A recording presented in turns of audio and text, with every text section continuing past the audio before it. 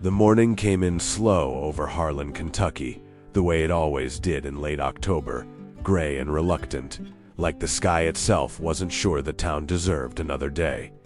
A thin mist hung over the valley, clinging to the bare branches of oak trees that lined Route 119, and the air smelled of wet coal dust and wood smoke from chimneys that had started burning earlier than usual that year.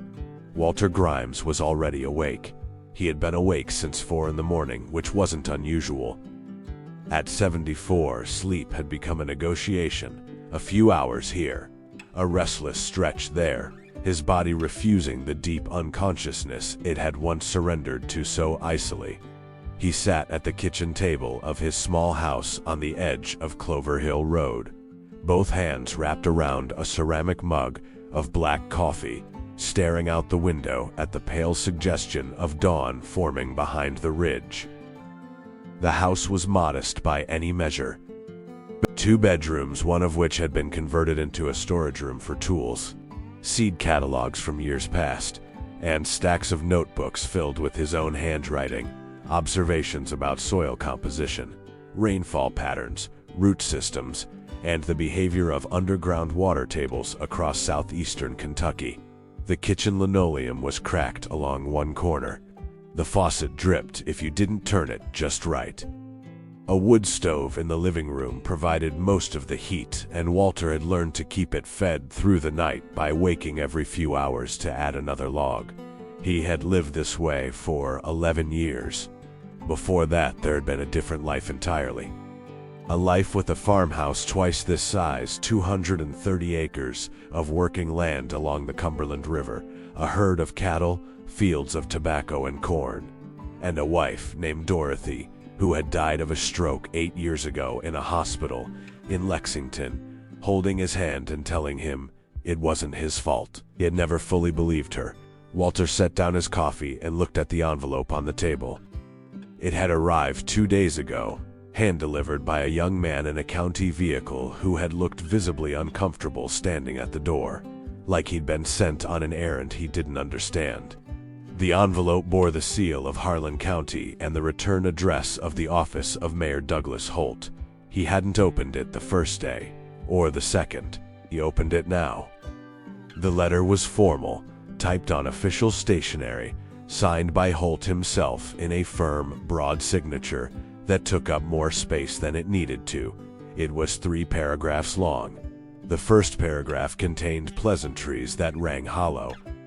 The second got to the point that Countine had acquired, through a complex legal settlement, approximately 340 acres of farmland in the eastern part of Harlan County, near the community of Bledsoe, that had been declared agriculturally non-viable by 2 separate state assessments. The land was dry, compacted, largely stripped of topsoil in some sections, and had produced nothing in over 6 years. The third paragraph, the one that made Walter read it twice, then set it down and look out the window for a long moment, asked if he would be willing to consult on a land recovery initiative. A modest compensation was mentioned. The word consult was used 3 times. What the letter did not say, but what Walter understood immediately, was this: they had run out of options, and someone, he didn't know who, had mentioned his name. He folded the letter, placed it back in the envelope, and finished his coffee. The town of Harlan had a way of making certain people invisible. It wasn't malicious exactly, or at least it hadn't started that way. It was more like a collective agreement to stop seeing what was inconvenient.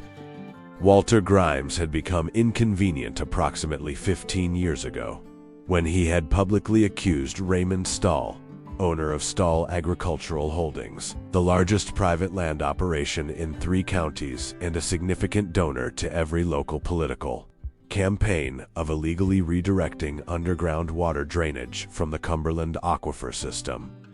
Walter had brought this claim before the county water board, presented his notebooks, cited soil samples he'd sent to a lab in Lexington, and argued with the kind of quiet, stubborn precision of a man who had spent 50 years learning to read land the way other people read books. The board had dismissed the claim within 40 minutes. 3 months later, Walter's operating loans he had managed responsibly for over a decade, were called in by the First Agricultural Bank of Harlan, whose board of directors included two men with long-standing business relationships with Raymond Stoll. Walter had been unable to refinance. The farm had gone to a forced sale. Dorothy had cried in the parking lot of the courthouse, and Walter had stood next to her with his hat in his hands, not saying anything, because there was nothing left to say. He had not spoken Raymond Stoll's name out loud since the day the farm was sold. He drove his old Ford pickup into town that afternoon, the letter on the passenger seat. He needed to buy cornmeal, coffee, and a new pair of work gloves. He parked on Center Street and walked into Mabel's Hardware and Feed, the small bell above the door, announcing his entrance to the nearly empty store. Mabel Hutchins, who was somewhere in her mid-60s and had run the store since her husband passed, looked up from behind the counter with a neutral expression that softened very slightly when she recognized him. "Walter," she said. "Mabel," he replied. "How are you? Getting by?" She watched him move toward the gloves rack with the unhurried deliberateness of a man who had no reason to hurry. "Heard Holt sent someone out to your place." Walter glanced at her without turning his head. "Word travels. Always has." She paused. "You going to do it?" He held up two pairs of gloves, comparing the stitching. "Haven't decided. That land out by Bledsoe is in bad shape," she said. "My cousin lives out that way. Says it looks like something died in the ground." Walter placed one pair of gloves back on the rack and carried the other to the counter along with a 5-pound bag of cornmeal. "Something probably did," he said. Mabel rang up his items without pressing further. But as he counted out the bills, she said quietly, "Stoll's not involved in that parcel, you know. That land was seized from the Mercer estate. Tax delinquency." Walter looked at her for a moment. "I know," he said. He pocketed his change and picked up the paper bag. "Doesn't mean he's got nothing to do with why it's dead." He walked back out into the gray October afternoon and drove home. He called Mayor Holt the next morning. Douglas Holt was 51 years old, politically cautious, and possessed of the private kind of careful charm that long-serving local politicians develop, an ability to seem sincere without actually committing to anything. He picked up on the second ring and immediately adopted a warmer tone than the letter had suggested. "Walter, thank you for calling. I'm glad you reached out." "I haven't agreed to anything," Walter said. "I have questions." "Of course. Absolutely. Whatever you need. I want full access to the land, not supervised visits, not scheduled appointments. I go when I want, stay as long as I want. Done. I want the county's geological survey records for that area. Every report, including the ones from before the Mercer family took ownership." A brief pause. "I can request those from the state archives. It may take a week or two. I'll wait." Walter looked out at his backyard where a small vegetable garden had gone dormant for the season. The beds neatly mulched and arranged with the precision of someone who did things carefully, even when no one was watching. "And I want to know who suggested my name." Another pause, longer this time. "That was Margaret Solano," Holt said. "She's a soil scientist at the University of Kentucky Extension Office. She said you had more practical knowledge of Cumberland Basin hydrology than anyone in the state." Walter was quiet for a moment. He hadn't heard Margaret Solano's name in years, though he remembered her. A young graduate student who had visited his farm over 20 years ago to study his composting methods and had spent 3 days taking notes and asking questions with genuine, unguarded curiosity. "I'll drive out to Bledsoe on Thursday," he said. "Don't send anyone with me." "Understood," Holt said. "Walter, thank you, truly." Walter hung up without responding to that and set the phone on the table. He looked at the notebooks stacked in the back bedroom. Then he went to get his coat. The drive to Bledsoe took 40 minutes on back roads that wound through the hills with the indifferent logic of old Appalachian geography, roads that had been built around mountains rather than through them, that curved and climbed with a casualness that required local knowledge to navigate without losing time. Walter had driven these roads so many times over the decades that he barely needed to think about them. His hands moved on the steering wheel the way they did on familiar ground, and he let his eyes read the landscape instead, the ridge lines, the tree lines, the subtle changes in vegetation that told stories about soil moisture and sun exposure and drainage patterns. By the time he turned onto the gravel access road that led to the Mercer parcel, he had already begun forming a mental map of what he expected to find. What he actually found stopped him cold. He got out of the truck and stood at the edge of the property for a full 5 minutes without moving, hands at his sides taking it in. The land was 340 acres of what looked, from the access road, like a vast pale wound in the landscape. The soil was the color of old ash in places and cracked clay in others, the surface broken into irregular plates the way mud dries in the sun. But this wasn't summer dryness, this was structural. The topsoil, where it existed at all, was thin and compacted, stripped of organic matter, sitting on top of a subsoil layer that had the gray-beige appearance of exhausted ground that hadn't held water in years. The few trees still standing on the property were dead or dying, their root systems apparently unable to reach whatever moisture might remain below. Fence post stumps dotted the perimeter, the wire long since removed. In the eastern section, what had once been a drainage ditch was now a shallow trench of cracked earth. Walter walked slowly onto the property. He crouched every 40 or 50 feet, pressing his fingers into the surface, breaking off pieces of the cracked crust, examining them between his fingers, smelling the soil, sometimes bringing a pinch close to his eyes and studying the composition, with the kind of focused intensity that had nothing performative about it. It was the attention of someone who genuinely needed to know. After 2 hours of walking the property, he sat down on a rusted section of old fence rail near the center of the acreage and looked at the sky. The mist had cleared and the day had come in cool and pale blue, the sun low and casting long October shadows across the dead ground. He opened the small notebook he had brought with him and began to write. Eastern section. Clay hard pan, approximately 4 to 6 inches down. No capillary moisture. Subsoil too compacted for root penetration. Soil biome completely disrupted. No earthworm activity, no fungal signs. Not drought. Drainage interrupted. Water not reaching this land from above or below. The aquifer is being pulled away from this area. Not naturally, deliberately. He underlined the last word twice, then he looked east toward the tree line at the far edge of the property. Beyond it, approximately 1.5 miles away, was the northern boundary of Stull Agricultural Holdings. Walter sat with that knowledge for a long time before he closed the notebook and walked back to his truck. Margaret Solano drove a 10-year-old Honda CR-V with a cracked dashboard and a back seat permanently occupied by soil sample kits, rubber boots in 2 different sizes, and a cardboard box of academic journals she kept meaning to bring inside. She was 43 years old, with close-cropped dark hair just beginning to gray at the temples, and she had the particular kind of physical confidence that came from spending most of her professional life outdoors, a comfort in her own body, an ease with mud and weather, and early mornings that had become second nature.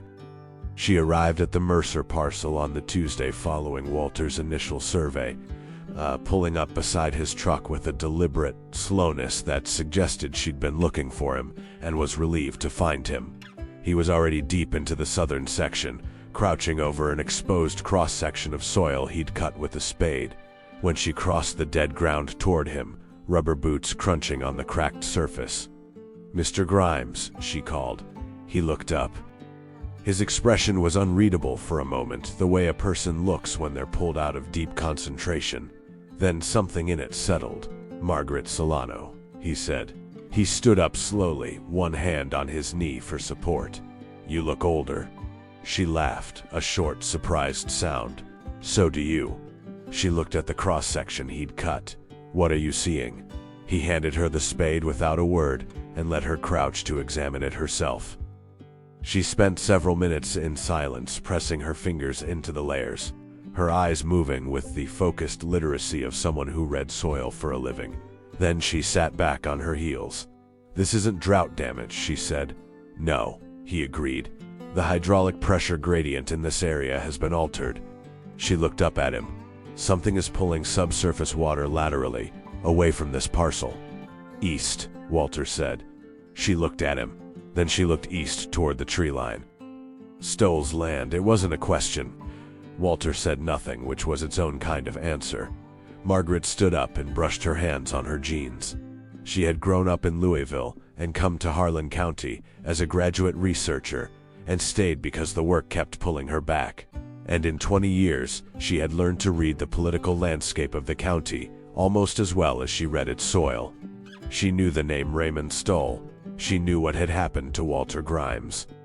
She had put his name forward to Mayor Holt with the full awareness that she was threading a needle, and she had lain awake afterward wondering if she'd done the right thing. "I brought an electromagnetic induction meter," she said. "If there's a subsurface drainage infrastructure, pipes, channels, anything pulling water laterally, we should be able to detect the anomaly." Walter nodded. "I know where to start." He walked east and she followed. They worked the eastern section of the property through the morning and into the early afternoon. Margaret operating the EM38 meter in overlapping transects, while Walter walked beside her with his notebook, recording readings and plotting them against a hand-drawn map he had made during his first visit.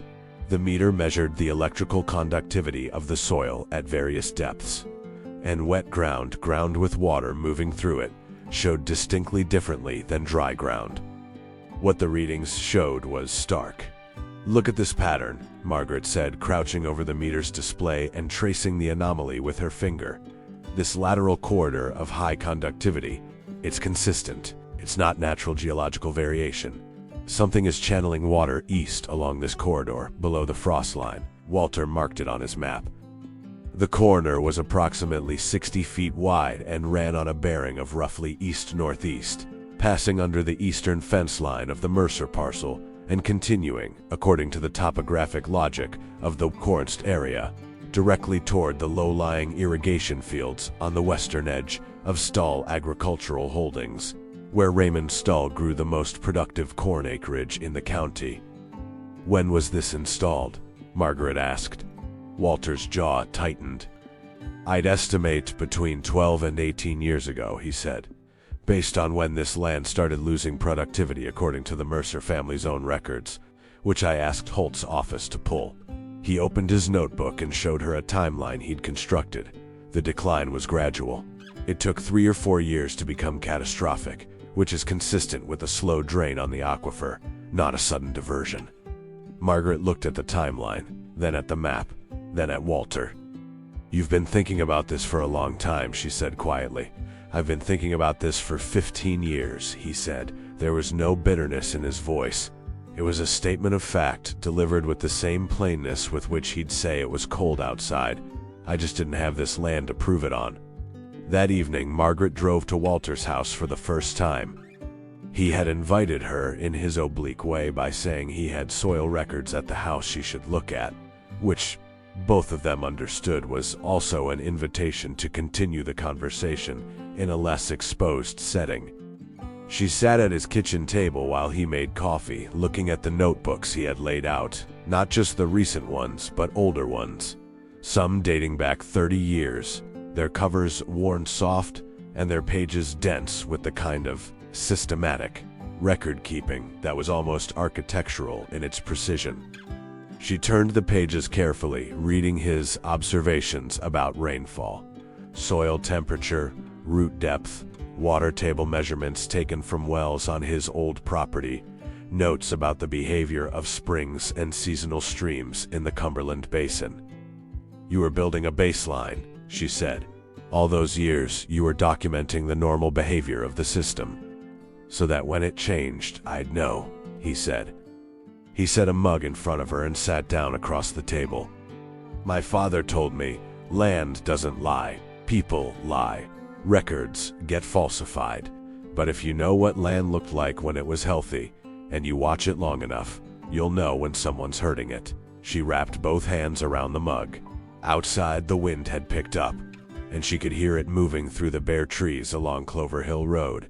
If we can establish subsurface infrastructure on or near that property line, that's not a civil matter anymore. That's potentially criminal. I know what it is, Walter said. The county won't want to touch this. Stahl has relationships with half the sitting commissioners. I know that too. So how do you want to proceed? Walter was quiet for a moment. He looked at his coffee. Then he said, My granddaughter is a hydrogeologist. She works for an environmental engineering firm in Cincinnati. I haven't asked her for anything in 4 years, but she'd come if I called. Margaret looked at him. Would you call her? He was quiet for a long moment. I'd have to tell her everything, he said. About the farm, about her grandmother. He paused. About how things ended. Margaret didn't say anything. There was nothing to say to that. After a while, Walter stood up and refilled both their mugs, without asking if she wanted more, and they spent the next 2 hours going through his notebooks, page by page, building a picture that was 20 years in the making, and had just, finally, found the land it needed to speak. Her name was Claire Grimes Navarro, and she arrived on a Friday evening in a rented Subaru, with a professional-grade field kit in the back and the careful, contained expression of someone who had prepared herself for this visit, the way you prepare for something you've been putting off for too long. She was 31 years old. She had her grandmother Dorothy's eyes, dark brown, steady, with the quality of deep water rather than quick water. She had her grandfather's jaw and her father's height, and she stood in Walter's driveway for a moment after getting out of the car, looking at the small house on Clover Hill Road before he came to the door. They stood looking at each other for a moment. "Grandpa," she said. "Claire." He stepped back from the door. "Come in. Coffee's hot." They spent the first hour in careful, surface-level conversation. Her work, the drive from Cincinnati, the weather in Harlan versus the weather in Ohio. Neither of them mentioned the 4 years of distance, or the argument that had caused it, or the funeral they had attended separately in opposite sections of the church. Some things needed to breathe before they could be approached. After dinner, Walter had made vegetable soup with cornbread, the same meal he'd made her entire childhood. Claire opened her field kit on the kitchen table, and they began to work. And the working dissolved something between them, the way it always had. Because in the presence of real problems, they had always been able to find each other. "Tell me everything you know about this aquifer system," she said, uncapping a marker and spreading a topographic map across the table. He told her, all of it. Claire spent 4 days in the field. She worked with a methodical intensity that Walter recognized as something he had once had himself, that complete absorption in a technical problem that blocks out hunger and fatigue and cold and reduces the world to the question in front of you. She drove survey stakes, ran electromagnetic transects, lowered pressure sensors into the 3 accessible wells on the Mercer parcel, and took soil core samples at 47 locations, logging each one with photographs and field notes. Margaret joined her for 2 of the 4 days, and the 2 women worked well together, complementary rather than redundant, Claire's hydrogeological training filling gaps in Margaret's soil science expertise, and vice versa. Walter walked the land with them, mostly silent, occasionally saying things like, "I'd check the northeast corner. There used to be a wet weather spring up there, or that fence line is the old property boundary." Before Stoll bought the adjacent parcel in 2004, remarks delivered without emphasis, but which invariably led to significant findings. On the 3rd day, Claire found what she'd been looking for. She was drilling a soil core in the northeast corner of the property, exactly where Walter had suggested, when the core extractor hit resistance at approximately 14 feet down, not rock resistance, but the different kind of resistance that comes from a constructed object. She marked the location, drilled to more cores 6 feet to either side, and got the same result. She brought in a ground-penetrating radar unit from her vehicle and spent 2 hours mapping the anomaly. That evening, she spread the radar output across Walter's kitchen table. Perforated polyethylene drainage pipe, she said. 14 to 16 feet depth, approximately 8 inches in diameter. The installation runs from this point. She tapped the northeast corner of the Mercer parcel on the map, east across the property line, and continues on bearing. She drew a line with her finger. I can't map it past the property line without access to Stull's land. But based on the gradient and what I can see from here, it terminates somewhere in this drainage basin on the western edge of Stull Agricultural Holdings. The table was quiet.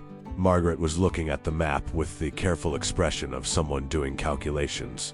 That installation is 14 feet down. That's not a routine agricultural drain. Routine drainage pipe goes in at 2 to 4 feet. 14 feet is below the active root zone, below the frost penetration zone, below any normal agricultural infrastructure. She looked up. Whoever put this in didn't want it found. How old is it? Walter asked. Claire had been expecting the question. The material and installation method are consistent with pipe manufactured in the early to mid-2000s.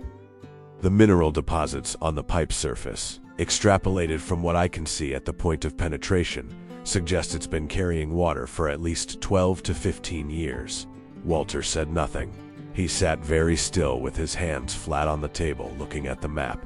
Grandpa, Claire said carefully. I know, he said. This is enough to compel an investigation. A legitimate one, not the County Water Board. State Environmental Enforcement. Potentially federal if it involves aquifer interference across property lines. She paused, but there's something else.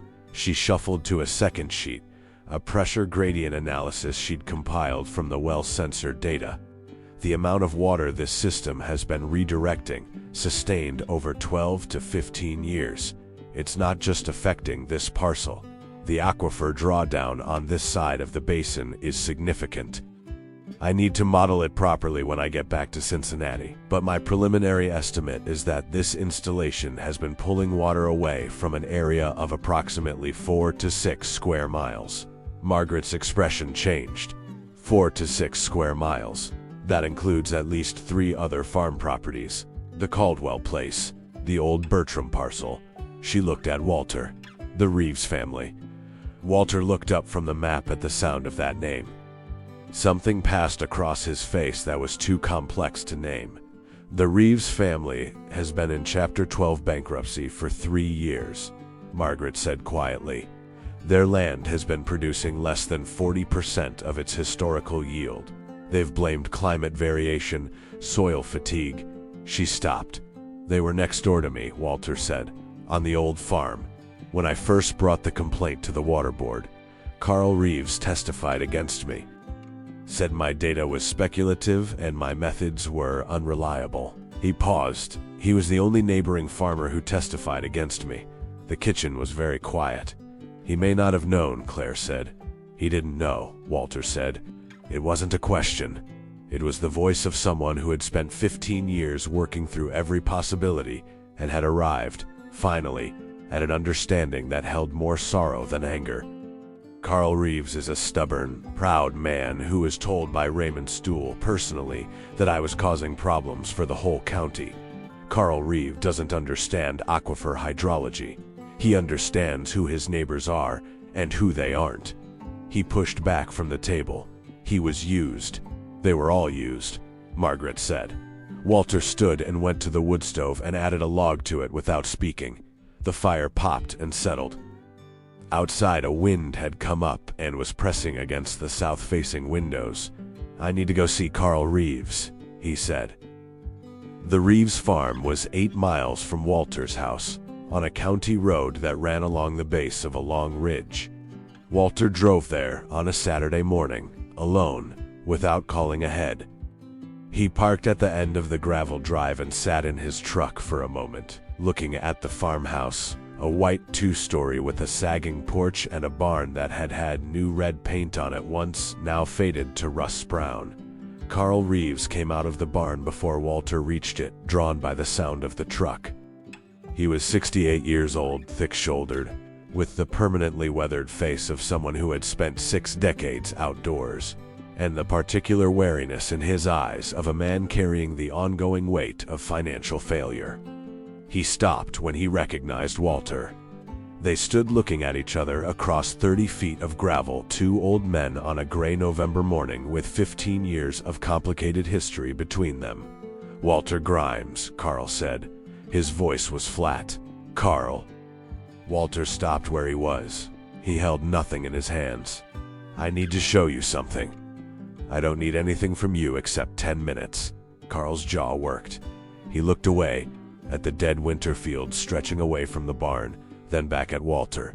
"You've got a lot of nerve," he said. But it was a habitual statement, something he'd prepared over years, and the conviction in it was thinner than it had once been. "Now no," Walter said. 10 minutes. He showed Carl the maps, the drainage pipe data, the pressure gradient analysis. He did it standing at the tailgate of his truck, holding the papers flat against the wind, speaking simply and without editorial comment. He did not say, "I told you so." He did not mention the water board hearing. He spoke about the land the way he always did, as a subject that deserved honesty and precision, regardless of who was listening. Carl Reeves said nothing for a long time after Walter finished. He looked at the maps. He looked at his fields. He looked at the horizon. "How long has this pipe been there?" he said. "At least 12 years. Probably 14. Carl made a sound that wasn't quite a word. He put both hands on the tailgate and leaned on it, his head down. "My father built that soil up over 40 years, he said. "My grandfather before him." His voice was completely level. "We thought we were doing something wrong. We changed our rotation. We added amendments. We hired a consultant from Lexington who charged us $4,000 and told us the climate was changing." He stopped. "My son left, said there was no future here." Walter said nothing. Carl looked up at him. His eyes were red at the rims, but his voice stayed steady. "I testified against you," he said. "I know. I believed him. I believed Stoll." He shook his head. "He sat right there at my kitchen table. Said you were a troublemaker. Said you were going to bring regulatory problems down on every farmer in the county." He paused. He had a lawsuit filed against him 7 years later for price fixing on grain contracts, and it turned out to be nothing, and I still believed him. "Raymond Stoll is very good at being believed," Walter said. Carl was quiet for a long moment. Then he said, "What are you going to do with this?" "Take it to the State Environmental Enforcement Division," Walter said. "And the Kentucky Environmental and Public Protection Cabinet. Claire, my granddaughter, she's a hydrogeologist. She'll prepare the formal technical report. It'll take a few months to complete properly. We're going to do this correctly. Will it work?" "I don't know," Walter said honestly. "Stoll has lawyers. He has relationships with people in Frankfort. But this evidence is physical infrastructure buried in the ground. It's not a disputed reading of a water sample. It's a pipe, 14 feet down, running from this basin to his irrigation fields." Carl was quiet again. "Then, I'll sign whatever you need me to sign. I'll testify. Whatever it takes." Walter nodded once. "Walter," Carl's voice changed slightly. Something in it dropped lower, became more effortful.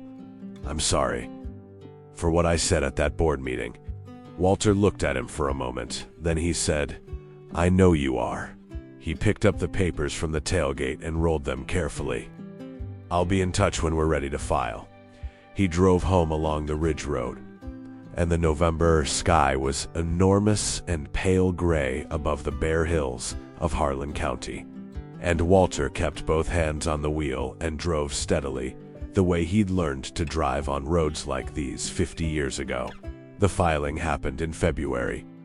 Claire's formal hydrogeological report was 63 pages long, with 17 technical appendices including the electromagnetic induction data, the ground-penetrating radar imagery, the pressure sensor logs, the soil core analysis, and a comprehensive historical comparison between pre-2005 and current aquifer levels across a 6-mile, radius of the Mercer parcel.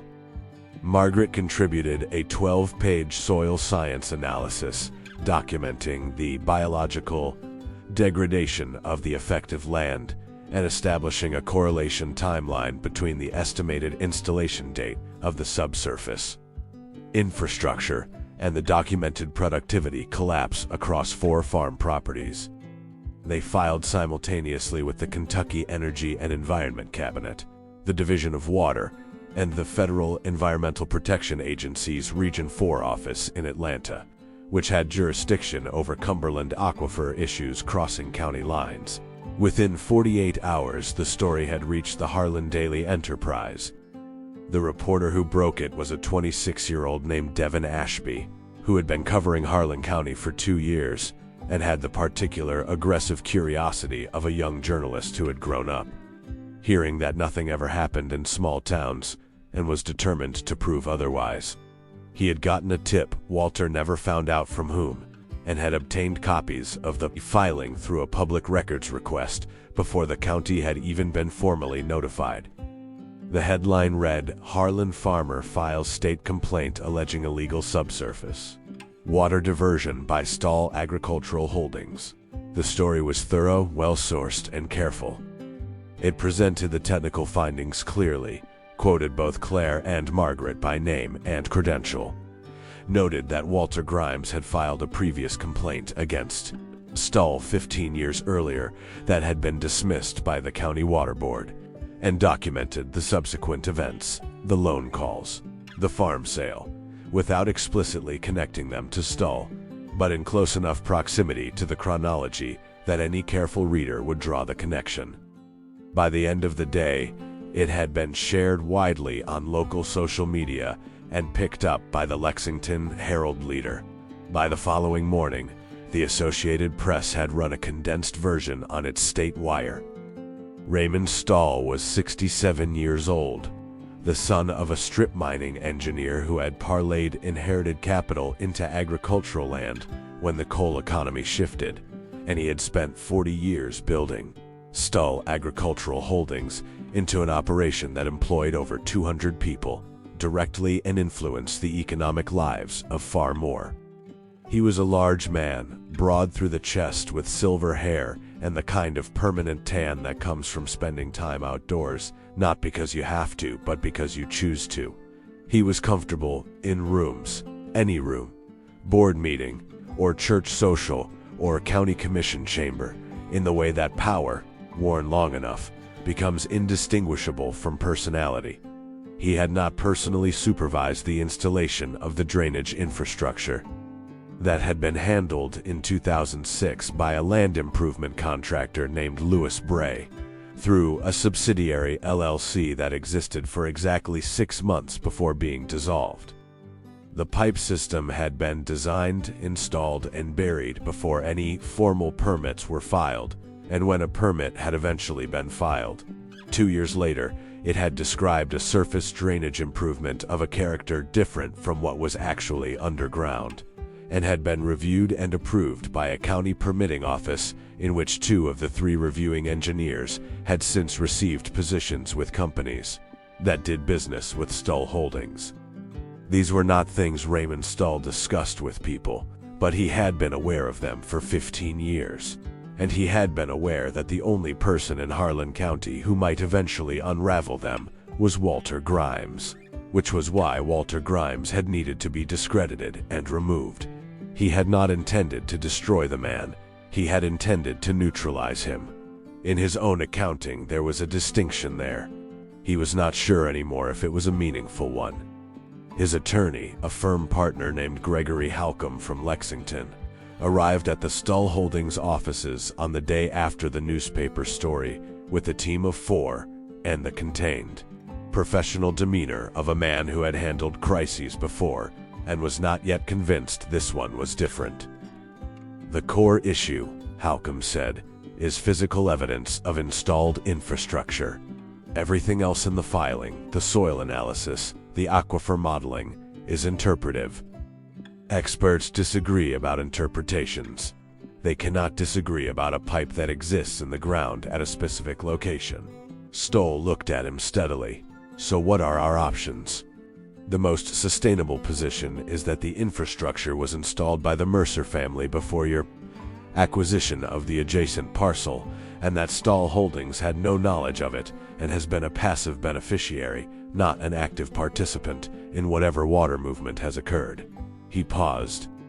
Is that position supportable? Stahl was quiet. Raymond Halcombe said with the gentle firmness of someone who needs an answer. Is that position supportable? The Mercer family bought that parcel in 2001, Stahl said. They were a retired school teacher and her son. They planted hay and kept horses. He stopped. No, that position is not supportable. Halcombe nodded slowly. He made a note. Then we need to discuss what options remain and how we want to approach the state investigators because they will be on site within 60 days.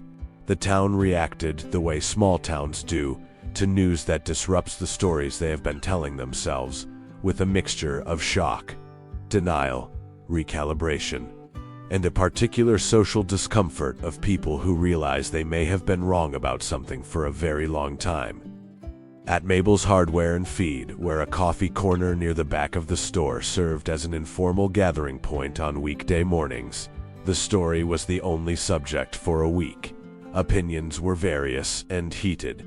Some people, particularly those whose livelihoods were connected, however indirectly, to Stahl Holdings, defended Raymond with the instinctive loyalty of people defending the known over the uncertain. Others, particularly those with longer memories, recalled Walter Grimes's original complaint and began to re-examine the water board dismissal with new eyes. Mabel herself said very little, which was unusual for her. On the Thursday after the story broke, she called Walter on the phone. I wanted to ask you something, she said. Go ahead, he said. When you first filed that complaint 15 years ago, did you know it would go the way it did, that they'd come after the farm? Walter considered the question. I thought there was a chance, he said. I thought if I was right about the water, and Stahl figured out I was right, there would be consequences. My wife thought I should wait, build more evidence first. He paused. She was probably right. Mabel was quiet for a moment. The whole town let that happen to you, she said. Some of us who knew you, who knew your farm, we didn't stand up. You had your reasons, Walter said. That's not good enough, and we both know it. Her voice was careful and clear. I just wanted you to know that I know it, Walter said. Thank you, Mabel. After he hung up, he sat at his kitchen table for a while without doing anything. The wood stove was burning. Outside, the February wind was pressing at the windows. He thought about Dorothy, about the parking lot of the courthouse, about what she had said in the hospital at the end. He thought about how the truth, once it starts moving, doesn't move on anyone's schedule. It moves when it's ready, and all you can do is be in the right place to meet it. The state investigators arrived in March. There were 4 of them, 2 from the Kentucky Division of Water, 1 from the Energy and Environment Cabinet, and a federal EPA representative who was there in an observer capacity, but whose presence signaled that the federal level was taking the filing seriously. They were professional, thorough, and visibly accustomed to the political awkwardness of investigating powerful local interests, which was to say, they had a practiced neutrality that showed around the eyes. They spent 3 days on the Mercer parcel with their own equipment, running independent surveys of the subsurface infrastructure. They requested and received access to the Reeves property, the Caldwell property, and the former Bertram parcel, now owned by a regional investment group. On the 4th day, accompanied by a county sheriff's deputy whose presence was legally perfunctory but politically significant, they formally requested access to the western section of Stahl Agricultural Holdings to trace the drainage corridor to its terminus. Raymond Stahl, through attorney Gregory Halcombe, granted access. This was noted by everyone who understood what it meant. Refusing access would have required a court order that would have taken 2 weeks and generated a separate news story. Granting access meant that whatever the investigators found on Stahl's land would enter the record without legal contest. It was the move of someone who had made a calculation about which was less damaging. Walter was not present for any of the investigative access. He had provided his evidence and stepped back, which was the agreement he and Claire had made. Let the professionals work. Don't give anyone reason to characterize this as a personal vendetta. Let the data speak in the voices of credentialed investigators rather than the voice of an aggrieved old man with a history with the subject. It was the hardest kind of patience, but he had been practicing it for 15 years. Claire stayed in Harlan longer than she'd planned. She had expected to be there for a week, maybe 10 days.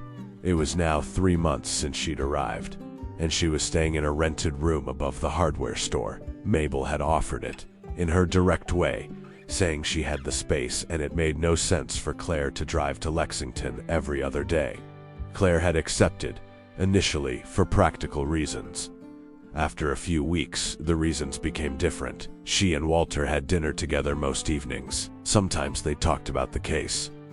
More often they talked about other things, her work in Cincinnati, what she was hoping for, what she'd been afraid of.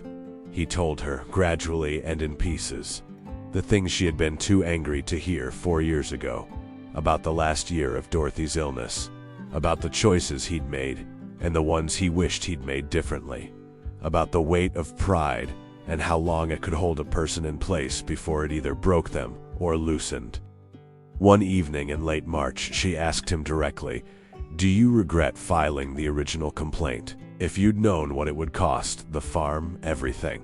He was quiet for a long time, long enough that she thought he might not answer. "No," he said finally, "not the filing." He looked at the table. "I regret the way I did it, the timing. The fact that I didn't talk to Dorothy properly first, that I decided she'd agree with me and didn't bother to ask her." He paused. "I was right about the water. I was wrong about some of the rest of it. You can be right about the thing and still handle it poorly." Claire looked at her coffee. "Is that what happened with Dad?"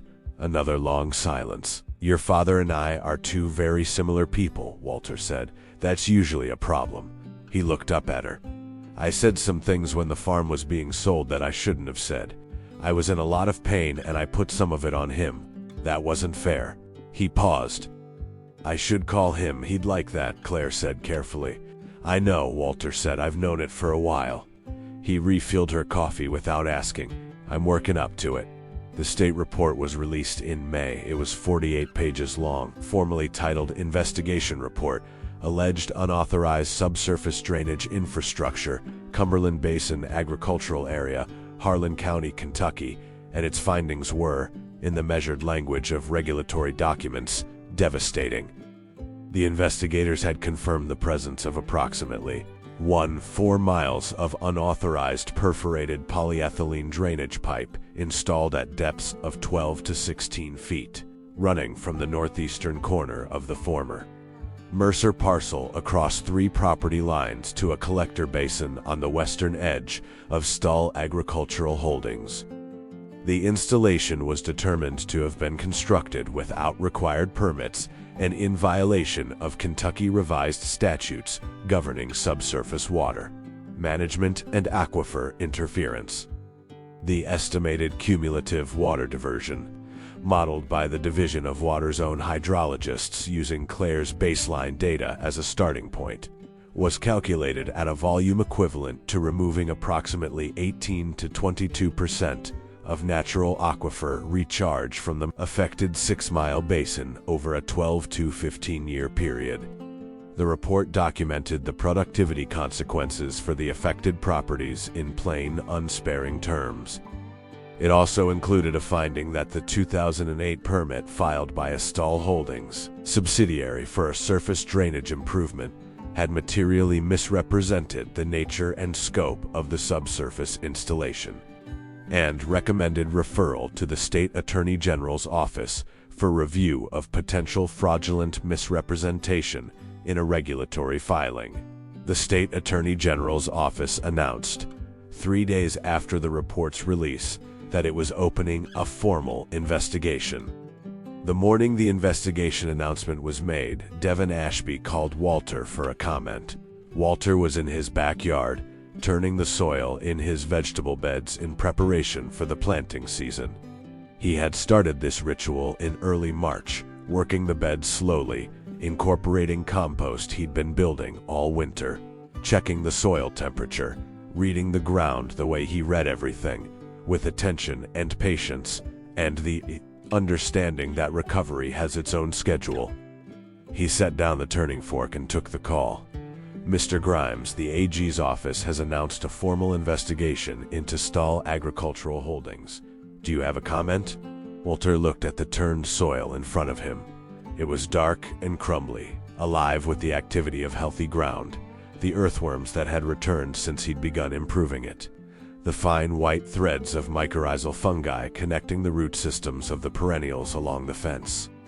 I hope, he said, that the investigation is thorough and fair. That's all I have to say. Do you feel vindicated? Walter considered the question. Outside, the May air was warm and smelled of turned earth and new leaves. A pair of cardinals were working the hedgerow along the south side of his property. The male a red so vivid against the green that it looked almost theatrical. Vindication is the wrong word, he said. The land is what I was trying to protect. Whether anyone acknowledges that I was right doesn't change what happened to the land. He paused. I hope what matters now is fixing the damage. That's what I'm focused on. Ashby was quiet for a moment, the way journalists are when they've gotten something better than what they asked for. Thank you, Mr. Grimes. Walter said and hung up. The Mercer parcel work began properly in June. The county, in an agreement negotiated through Mayor Holt's office and assisted by a state agricultural recovery grant that Margaret had identified and applied for in March, established a formal land rehabilitation program for the parcel. Walter was named as the primary technical consultant, with a contract that actually compensated him fairly, something Holt had insisted on, with a firmness that suggested he was aware of the inadequacy of the original offer and wanted to address it. Margaret joined as co-led, and together they designed a multi-year restoration protocol that was, in its structure, a direct expression of everything Walter had been writing in his notebooks for 50 years. The first step was addressing the drainage pipe. The unauthorized infrastructure was excavated and removed over 3 weeks by a state-contracted crew, with a representative of the Division of Water present throughout. The removal was documented photographically and included in the state investigation record. As the pipe came out of the ground, section by section, there was something about the sight of it, this ordinary-looking black plastic pipe, unremarkable in itself. Now exposed and pulled from the earth, it had been manipulating in secret for 15 years, that drew a small, quiet crowd on the days the excavation work was visible from the access road. People came in ones and twos, stood at the fence line and watched without saying much. The Reeves family was there for one of the excavation days. Carl and his wife, Linda, and their daughter, Rachel, who had come back from Knoxville when she heard the news.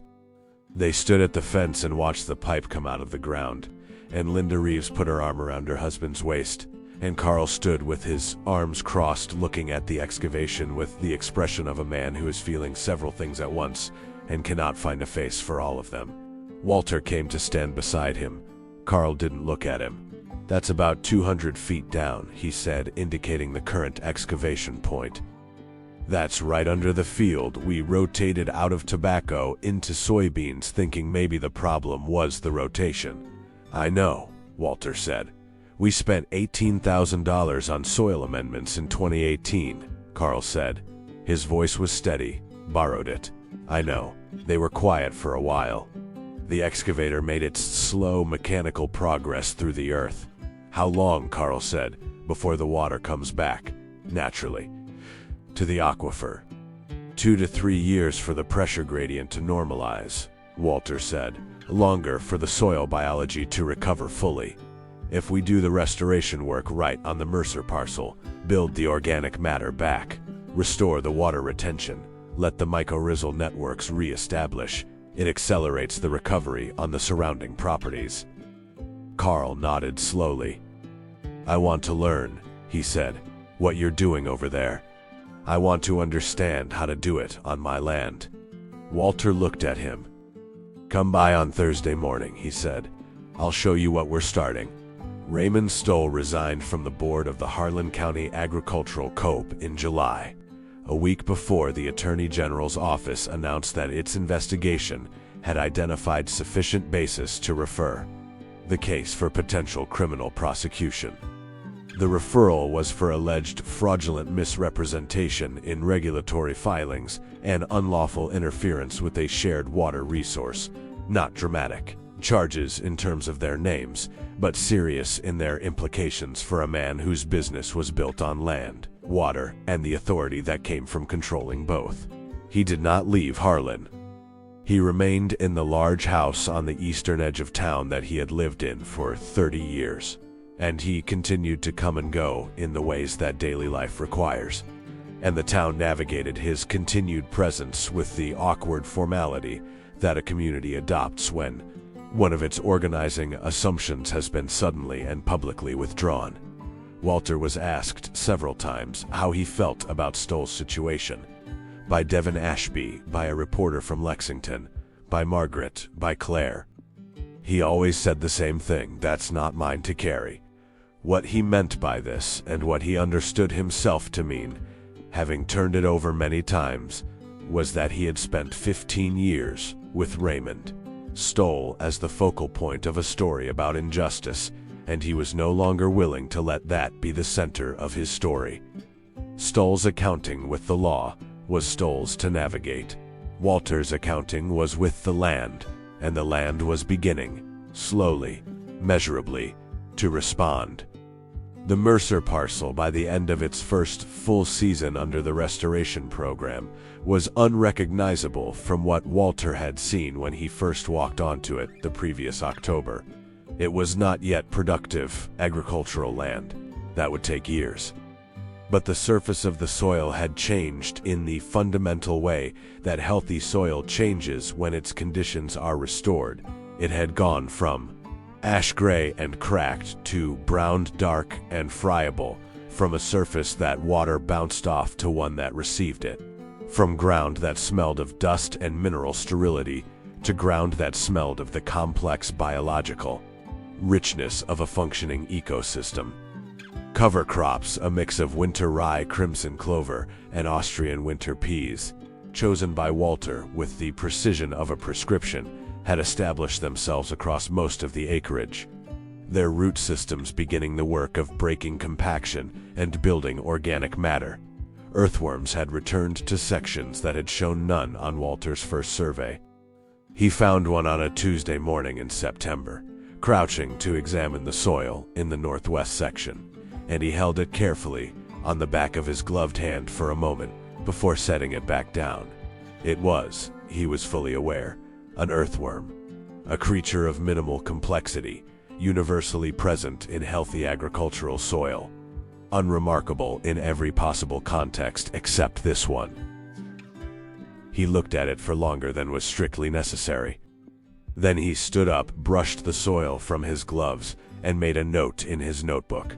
Claire left Harlan in August for Cincinnati and the job and the life that were waiting for her there. She and Walter stood in the driveway on the morning she left, her car already loaded, the August air warm and thick with the smell of blackberries from the hedgerow along the road. There was the knowledge between them, held carefully and without melodrama, of what the past 9 months had been and what they had done for both of them. "Come to Cincinnati for Thanksgiving," she said. "My dad is coming." He said yes. Walter absorbed this information. His son, Daniel, Claire's father, had called in April after Walter finally made the call he'd been working up to. It had been a difficult conversation, one that had required both of them to stay on the line through several moments when hanging up would have been easier. They had talked for an hour and a half and ended with an agreement to talk again, and they had 4 more times, each one slightly less careful than the last. "All right," Walter said. "I'll have the guest room ready," Claire said. She hugged him, and he held on for a moment before stepping back. "You did good work here," he said. "So did you." She got into the car and rolled the window down. "Call me when the winter rye comes up." "I will," he said. He watched her drive down Clover Hill Road until she turned at the bottom and disappeared. Then he went to his backyard and stood in the vegetable garden for a while, looking at the late summer beds, the tomatoes heavy on their stakes, the squash sprawling generously, the rows of kale and Swiss chard that were producing steadily and would keep producing through October if the frost stayed light. He'd been tending this garden for 11 years. He had put into it, without any particular intention, the same knowledge and care he had once put into 230 acres along the Cumberland River. It had given back in exactly the proportion that it was given to. He picked up his turning fork and began to prepare the beds that would be planted for fall. In October, exactly 1 year after Walter had first driven out to Bledsoe and stood at the edge of the Mercer parcel and looked at 340 acres of dead land, Margaret drove them both out there in her Honda on a Tuesday morning. They walked the property together in the early light, in no particular direction, the way you walk land when you are not working it but simply looking at it. The cover crops were well established, the soil dark and moist under the surface crust, the morning cold enough for their breath to show. They walked without talking for a while because some things are better measured in silence. "The water table on the eastern sensor is up 11 centimeters from last spring," Margaret said eventually. "I know," Walter said. "I checked it Monday. The Reeves's yield was up 18% this season, first increase in 4 years, Carl told me. He came by last week." They walked on. The sun was coming up behind the ridge to the east, turning the sky above the tree line from gray pink to clear gold. Across the property, the cover crop stretched in even swells like a green sea barely moving. "This will be good land again," Margaret said. "It was always good land," Walter said. "It just needed someone to stop hurting it." He said it without particular emphasis, as a simple statement of fact, the kind of thing that doesn't need weight added to it because it already carries all the weight there is. They stood in the middle of the 340 acres of the former Mercer parcel in the clear October light of Harlan County, Kentucky, and the ground under their feet was alive in the small, persistent, patient ways that ground comes back to life by the work of roots and microbes and earthworms and rain given somewhere to go, by the return of moisture to soil that had been starved of it, by the ordinary miracle of land that is cared for. Walter put his hands in the pockets of his jacket and looked at the horizon. The hills rolled away in every direction, bare and golden in the late autumn light, the same hills he had looked at his whole life, unchanged and indifferent to everything that had happened beneath them and between them and between them and because of them. "You know what my father used to say," Walter said.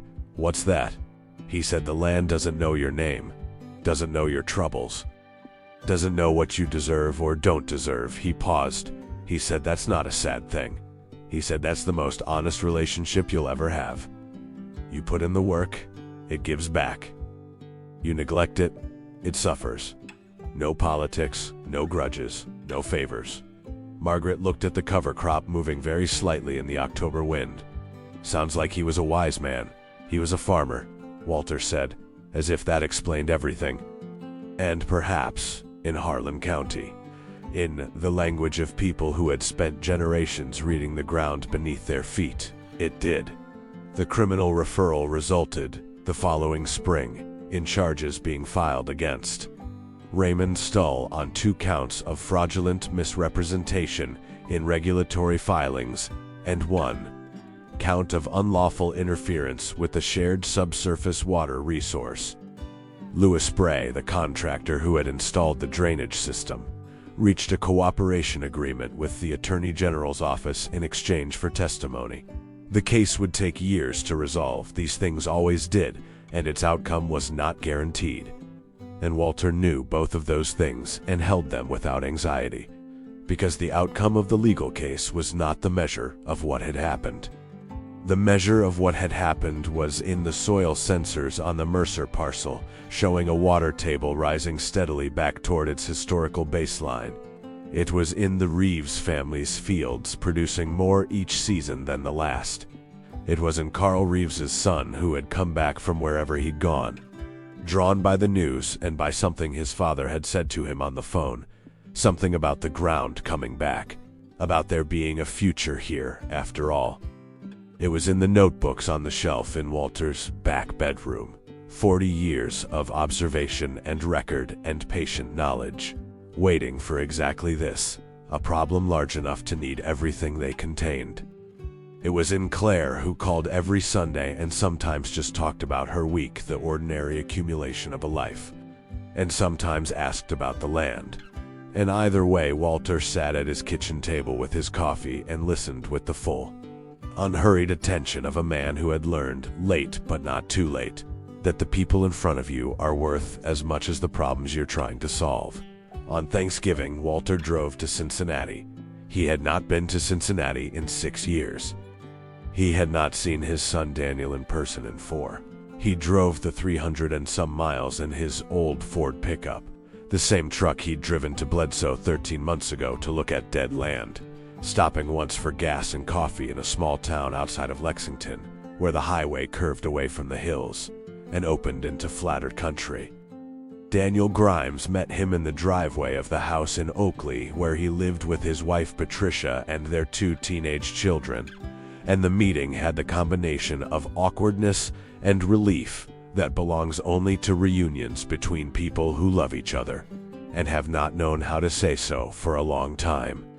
They shook hands and then, because that was insufficient and both of them knew it, embraced briefly in the way of men who were raised to be contained with emotion and have spent years deciding whether to remain that way. Daniel said. Daniel. Walter stepped back and looked at him. His son was 51 years old. He had Dorothy's cheekbones and Walter's hands and the particular set of the jaw that showed up in Claire as well, that quality of holding on sometimes past the point of usefulness. "You look well. You look better than the last time," Daniel said. He meant 4 years ago at Dorothy's funeral, when Walter had been gray in a way that had frightened all of them. He was not gray that way now. He was still old, still slow on his feet, still deeply lined from 50 years of weather, but there was something else in the way he held himself, some restoration.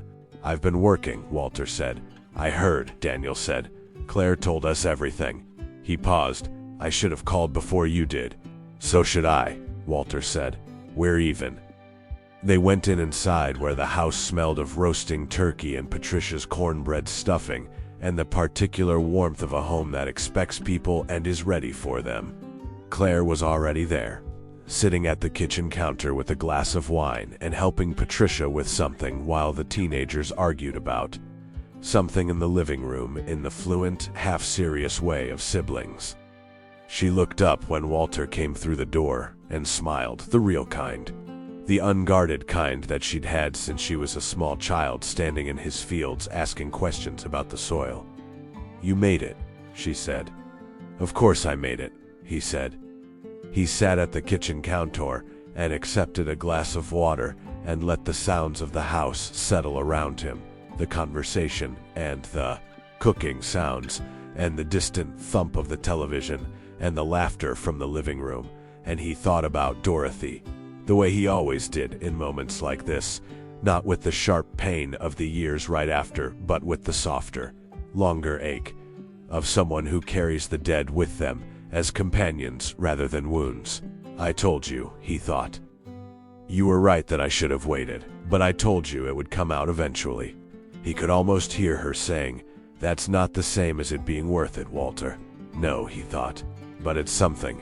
He drove back to Harlan on the Sunday after Thanksgiving, arriving in the late afternoon as the sun was going down behind the western ridge and the valley was filling with that particular early dark of late November in the mountains. He turned onto Clover Hill Road and parked in his usual spot and sat in the truck for a moment, looking at the small house with its lit windows and the smoke beginning to rise from the chimney. He'd set the wood stove on a timer, an accommodation to his age that he'd resisted for 2 years before Claire had installed it without asking, and felt the specific homecoming of a person who knows where they belong. He got out of the truck and went inside and put on coffee and sat down at the kitchen table with his newest notebook, the one he'd started in October, and opened it to the last entry. He wrote the date.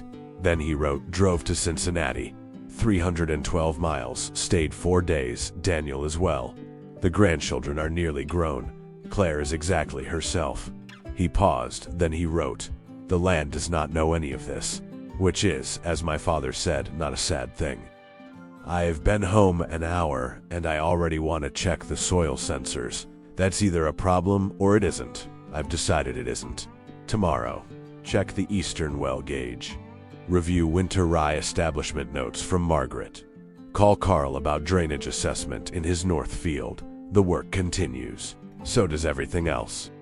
He closed the notebook and picked up his coffee and listened to the wind in the trees along Clover Hill Road, the bare branch sound of late November, rattling and clean, and outside the window the last of the light was going from the sky over the ridge, and the valley was settling into its particular nighttime quiet, and Walter Grimes, 74 years old, former farmer, keeper of notebooks, reader of land, stubborn and patient, and increasingly carefully whole, sat in the warm kitchen of his small house and waited for the coffee to finish brewing, which it did, as things eventually do, in its own time and no one else's.